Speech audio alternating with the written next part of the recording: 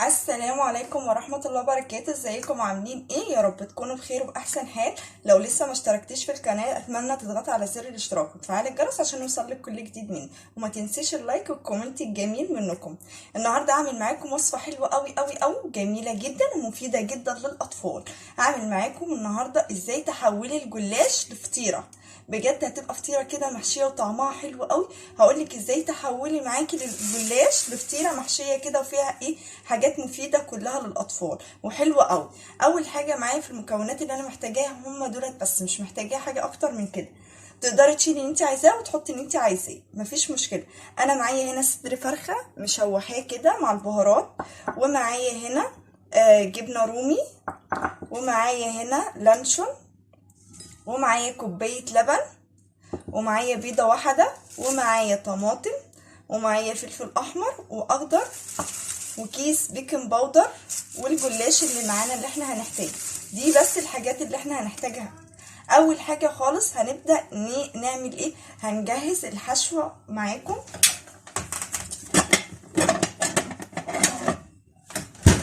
اول حاجة هجهز كده معاكم الحشو. هجيب كده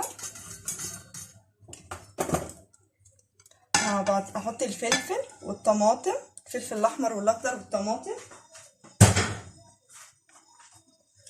وهحط الصدر الفرخه اهو،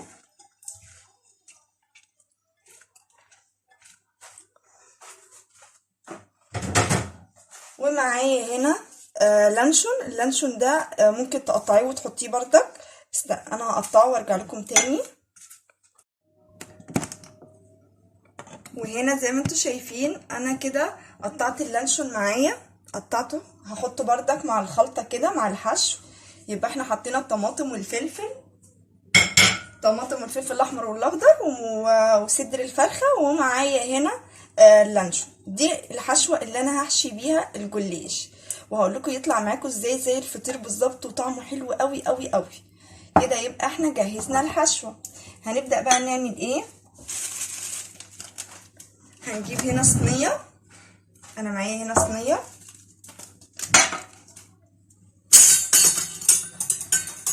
هحط فيها شويه من الزيت وادهنها كده،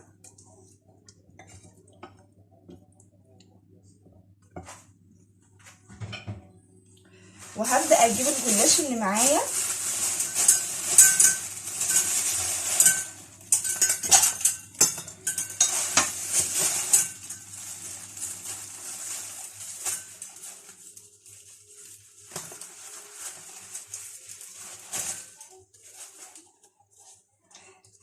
هبدا اجيب ورقه من الجلاش اللي معايا،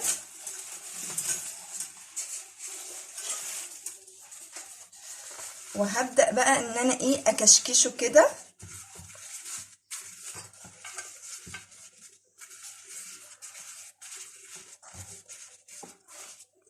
هبدا ان انا اكشكشه كده زي ما انتم شايفين.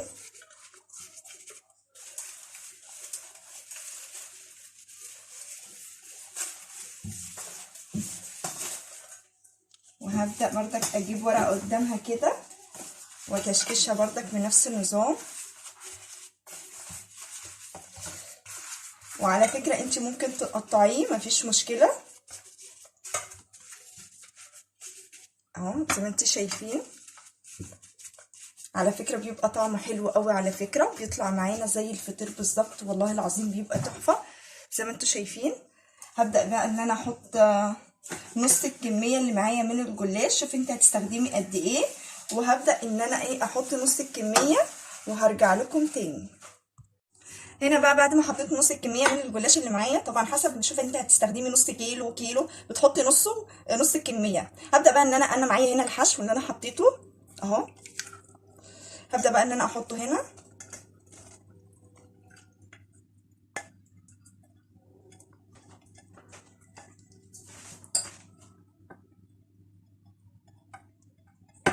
شايفين الحشو عامل ازاي اهو عشان تعرفوا تشوفوا.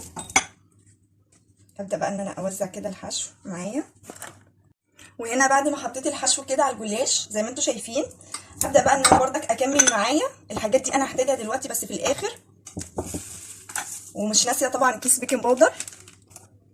بعد ما حطيت الحشو هبدا بقى ان انا احط نص الكميه اللي معايا من الجلاش.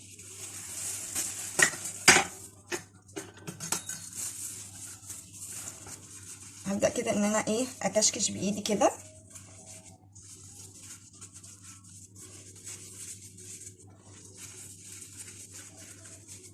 نظام كشكشه كده اهو. وعلى فكره زي ما قلت لك تقدري تقطعيه مفيش مشكله.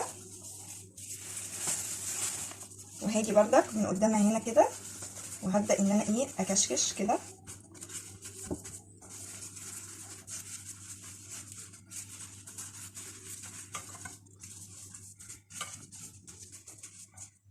اهو. اهم حاجه تغطيه كويس قوي، تغطي الحشو. هخلص الكميه اللي معايا وارجع لكم تاني. وهنا بقى بعد ما حطيت كده كميه القلاش، نص القلاش اللي كان باقي معايا حطيت نصه تحت ونص على الوش، على وش الحشو. هبدا بقى ان انا اعمل ايه، دي بقى الحاجات اللي انا هحتاجها هنا على الوش. انا معايا هنا كيس بيكنج باودر، مش هحتاجه كله، لا انا هحتاج نص معلقه كده في اللبن،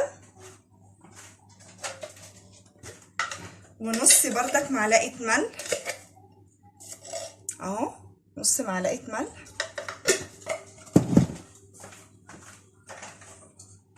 ومعايا بردك شويه من الكمون عشان بردك ايه طعم الحشو كده من على القلاش من فوق كده يديني طعم حلو ويكون ايه متبحر كده من البهارات.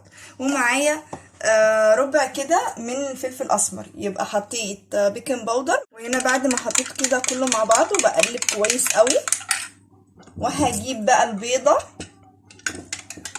انا معايا هنا بيضه.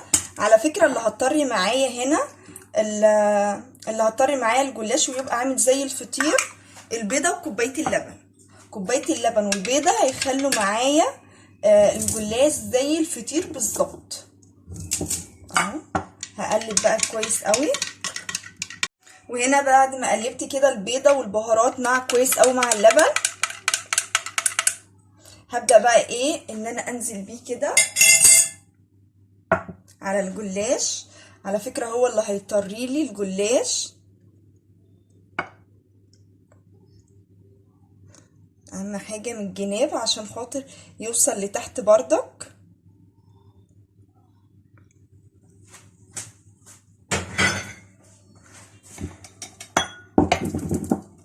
هبدا بقى انا معايا هنا جبنه رومي، تقدري تستغني عنها وتقدري تحطيها مفيش مشكله. فانا بقى بحب كده اوزعها كده من على الوش. على فكره الوجبه دي حلوه قوي للاطفال ومغذيه جدا، فيها حاجات كتير، فيها اللبن وفيها البيض وفيها فراخ وفيها جبنه رومي، يعني فيها حاجات حلوه قوي. فبجد والله العظيم حلوه قوي للاطفال بجد، في نفس الوقت الاطفال هيحبوها. بسم الله ما شاء الله، شايفين شكلها عامل ازاي؟ والله العظيم تفتح النفس بجد، حلوه قوي.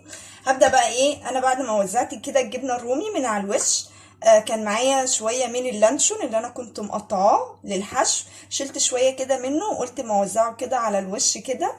هبدا بقى ان انا اسويها ازاي، هدخلها الفرن واسويها واوريكم شكلها ان هي عامله ازاي. بسم الله ما شاء الله، وزي ما انتم شايفين هي لسه سخنه، لسه مطلعاها دلوقتي اهو من الفرن. والله العظيم شكلها يفتح النفس، جميله قوي قوي قوي اهو.